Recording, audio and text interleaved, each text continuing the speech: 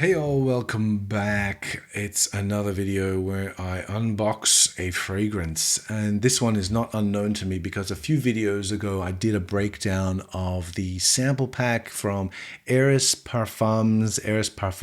I talked about them not completely in depth, but I went through each one of the fragrances in their initial release, and I picked out my favorite, and my favorite has been sent to me. And it's been sent to me by the lovely folks at Bloom Parfums, bloomparfums.com. I'll put their link in the description if you want to go check them out. They are a local mob, a local business, a local website. And Leah, the lady who I have met and spoken to, is very passionate.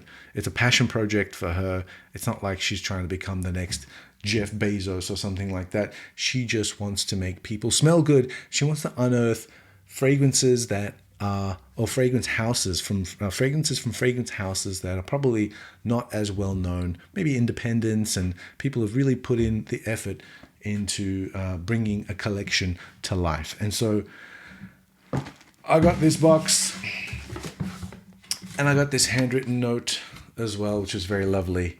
Dear Raffi, please find a full bottle of your favorite fragrance, Scorpio Rising. Enjoy, Leah. Leah, thank you so much.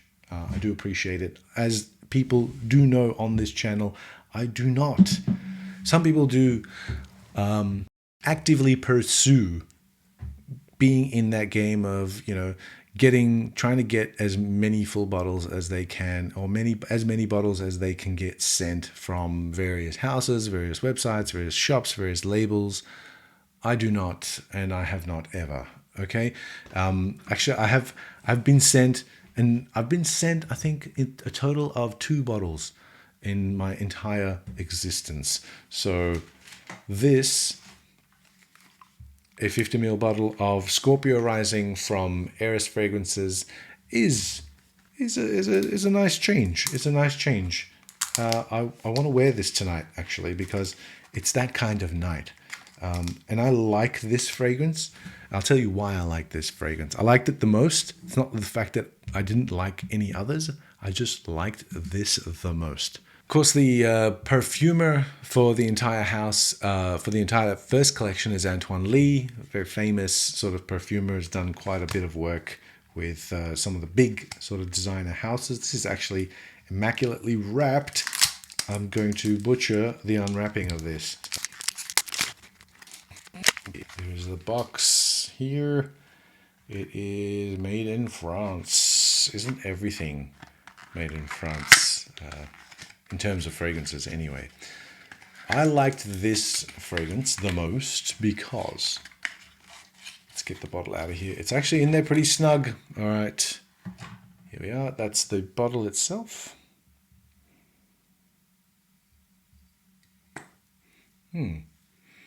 Yes. Good. Let's put some on.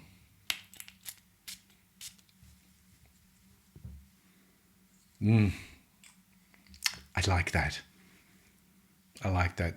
You know why I like that? Because it kind of reminds me of Gucci Pour Homme 1. It's got that pink pepper. It's got black pepper as well. And it's got cedar. And it's got some woods in there. It's got some incense. And those are like the main things that I can smell to my nose. Very woody, very dry, not sweet, kind of smoky, very dark and mysterious, totally up my alley. If you haven't noticed by now, that's the kind of scent that I like, especially at nighttime. And this is not a first impressions by any means, but I've just opened the bottle. I'm sure it'll actually develop a little bit more after I let some more air into it.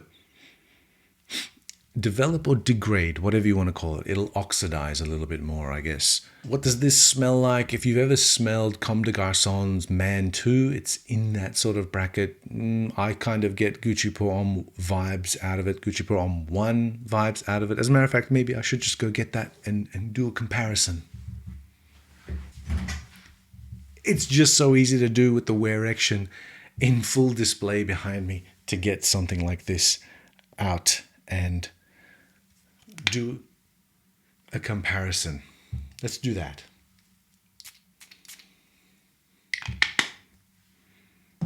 Anything close to that is high praise to me. Main differences here are that whilst this is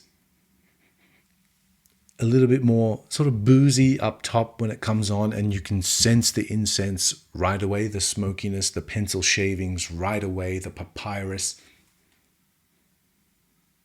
This one has a little bit more of the fruity elements of the pink pepper, right? And there's some immortelle and vetiver in here as well, which I can smell, definitely smell. Nagarmotha, I think, is another note that's in here, or Cypriol, I think is what is sometimes called that. I'm not quite sure, but they have the same vibe. They're in the same wheelhouse. Even though not many can come close to this fragrance for me because of the massive history I have with it, to have this Scorpio rising be mentioned in the same sentence, I think is high praise from me anyway. Not that it matters, but maybe it does to somebody. Pepper, very peppery, very woody, dry, smoky, spicy. Not church though, not completely church. Like you went to church and these are on your clothes from the day before, and now you're out in the woods. So powerful, yes. Can you wear it? Can you dress it up? Yes, I would recommend dressing this up. Can you go out with this? Yes, you should go out with this. This is a going out, but not in hot weather. Probably in the cooler seasons. And I'm pretty sure that this will last on your clothes for some time if you spray it on. It's one of those. Because I know the Gucci does. Actually, it's closer to Comme des Garçons Man 2. But if Comme des Garçons Man 2, or maybe Wonderwood even, because they're kind of in the same sort of wheelhouse as well. But if they were sort of made with higher end material, I don't even know what that means, but it feels like there's more quality in this than there is in that.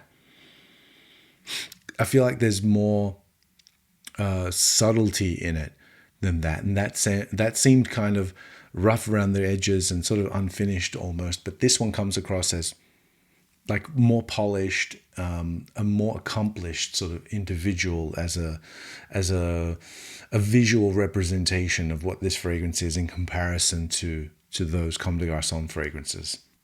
Yeah, no, it does not smell like Gucci Pour Homme one anymore. They're kind of separated. It is more in the wheelhouse of the Comme des Garçons fragrances because of the pepper that still stays dominant throughout. I'm getting a lot of cedar as well. And because of those really sort of dominating notes, it does kind of project quite well, but it projects in like a very blockish, linear fashion. It's not very aerated and sort of surround sound. It's like a wall, but not a wall like those uber strong, uber crazy sort of sillage fragrances. Is more it's more a classic take, right? And so that's why I think it's like, okay, well, maybe if you're a bit older, it might suit you better. But now I was in my 20s when I was wearing Gucci Pour Homme 1, and maybe that was a thing back then. But for now, these days, I think everybody wants to smell like super sweet, syrupy sweet, and oudi or something like that, and project until next week. But this, yeah, it's very nice. I will be putting quite a dent in this bottle probably after this summer season passes and when we get back into autumn and winter. So until that time, I think if we have some cold days, I might wear it to the office. I think this is also office friendly, so I'll be doing that. Scorpio Rising by Eris. If you haven't smelled it, get your nose on it. The great bunch, Barbara and Antoine Lee. So again, thanks Leah, and thanks to all the folks at Bloom for actually sending that out to me. I really appreciate it. And thank you for watching.